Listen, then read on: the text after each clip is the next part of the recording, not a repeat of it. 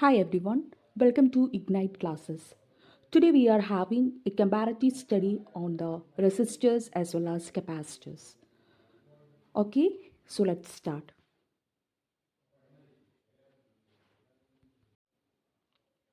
Here we have two resistors, R1 and R2. So they are connected in different ways here. First way, this is series connection where R1 and R2 they are connected end to end. Okay. And this second one, it is known as parallel connection. What it is? Parallel connection. Where both R1 and R2, look at this R1, they have direct contact with this battery. Okay. R1, it has direct contact and R2, it has direct contact. But in the case of series connection, one of their ends have direct contact with either positive or negative pole of the battery, but their other end, they are connected in mutually. Now, let's look at this series connection. Here we know that one and the same current I passes through both resistors. Okay, so here I it is same. Then what is varying here? Yes, here voltage.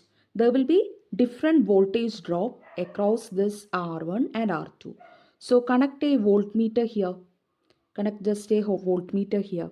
And when we connect the voltmeter, we can measure the voltage drop across this R1 and R2. So we know according to the Ohm's law, we have V. This is the voltage and here we get V1 and V2. Voltage drop across R1 and R2. So V equal to V1 plus V2. According to Ohm's law, this V equal to IR and V1 means this IR1. A same current I flows through R1 plus IR2. Okay, so taking the I outside, we get R equal to R1 plus R2. This is the effective resistance in a series circuit. Okay, now we can look at this parallel connection. Here we know that the current I it flows when it reaches this junction, it is splitted into two. It becomes I1 and I2 at this point. Okay, so the current I1 flows through R1 and I2 flows through R2. And here the potential V, it is same for both resistors because we know that here this R1 and R2 they are directly connected to this battery. Okay, so potential is same but current is different. So we can write in this way I equal to I1 plus I2. Then according to Ohm's law, I equal to V by R. And here it is V itself, it's same. So V by R1 plus V by R2. Okay, now we can take the common V outside. So what we get? We get V by R that is equal to V into 1 by R1 plus 1 by R2. Okay, so we can cut both these V's. So 1 by R that is equal to 1 by R1 plus 1 by R2. Okay, that is R we can how to find this R?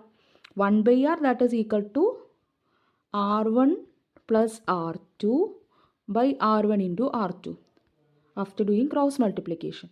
Then R equal to R1 into R2 divided by R1 plus R2.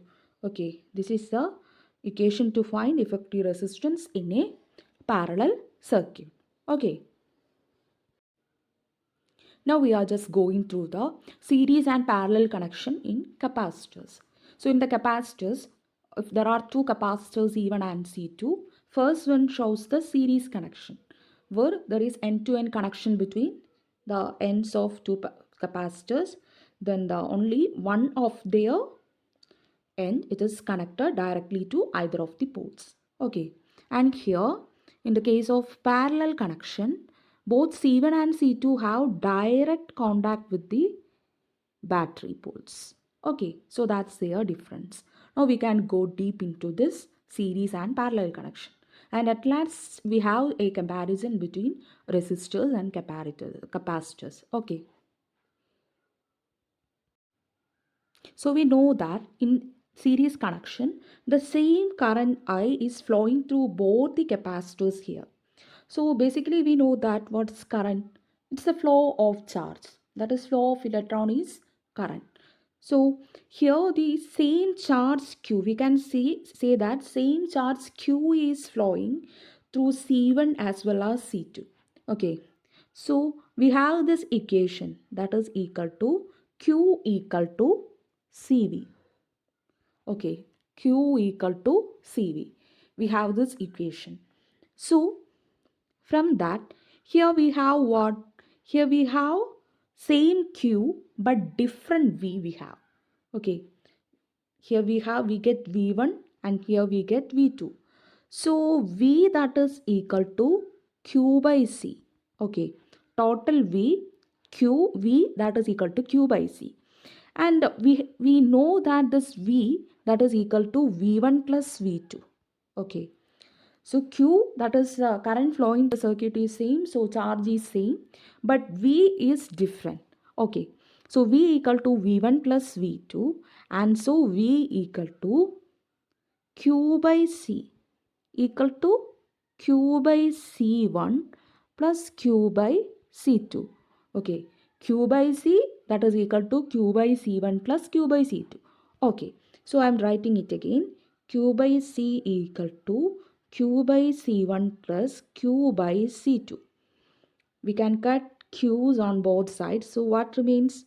1 by c that is equal to 1 by c1 plus 1 by c2. That is equal to c1 plus c2 divided by c1 into c2. Okay. So c equal to c1 into c2 by c1 plus c2 taking the reciprocal. So this is the effective capacitance of the circuit where when the circuit is connected, when these capacitors are connected in series. Okay, we know this is the parallel connection of capacitors, is it? So in the parallel connection, this capacitors C1 and C2 they are connected in parallel, and both C1 and C2 have direct contact with the two poles of the battery. And here we know that same charge flows, no, not same charge. We know that the charge from the charge Q, when it reaches the junction, the charge gets splitted into two, Q1 and Q2. Okay, so here Q1 flows through C1 and Q2 flows through C2. So charge is different here. Not the same charge but different charges flows through C1 and C2. Okay. And this potential V it is same for both capacitors. Since the capacitors have both capacitors have direct contact with the battery. So we know that here the charge is different through capacitors C1 and C2. So Q equal to Q1 plus Q2. We know that Q equal to CV. Okay. So from that we can put it here. CV equal to CV1 plus CV2. Okay. So not V1 and V2, it is V and V. C1V plus C2V. Okay. So here we have C1 and C2. So Q1 equal to Q1 flows through C1. So Q1 equal to C1V and Q2 flows through C2. That is Q2 equal to C2V. V because the potential V is same for both capacitors. So we can take this V outside and we can cut it. We get C equal to C1 plus C2. This is the effective capacitance of the circuit or when two capacitors are connected in parallel. Okay. So finally we are having a comparison between resistors and capacitors. First of all, we can look at the series connection. So when resistors are in series, two resistors R1 and R2 are in series, then effective resistance R that is equal to R1 plus R2. Okay. And if the two capacitors C1 and C2 are in series, then effective capacitance C equal to C1 into C2 divided by C1 plus C2. Okay, yes. Now we can look at the comparison of resistors and capacitors when they are connected in parallel. So just compare the case of parallel connection. That is, we are comparing when resistors are in parallel and capacitors are in parallel. Then when resistors are connected in parallel, we have effective resistance that is equal to R1 into R2 divided by R1 plus R2. Okay, then if capacitors are connected in parallel, then effective capacitance C that is equal to C1 plus C2. So what we can conclude? If resistors are connected in series, then R equal to R1 plus R2. Okay. If capacitors are connected in parallel, then C equal to C1 plus C2. So the case of resistors in series, it is analogous to the case of capacitors in parallel. Okay. Then if the resistors are connected in parallel, then R equal to R1 into R2 divided by R1 plus R2. And when capacitors are connected in series, then C equal to C1 into C2 by C1 plus C2. So this parallel connection, that is, yes, RP as well as CS, that is when resistors are connected in parallel as well as capacitors are connected in series, then they have analogous resistance as well as effective resistance as well as capacitance. Okay, so remember these two in this pairs, it will be helpful for you. Okay, so we can meet with another interesting class. So don't forget to subscribe the channel and share the channel also to your friends and relatives. Thank you.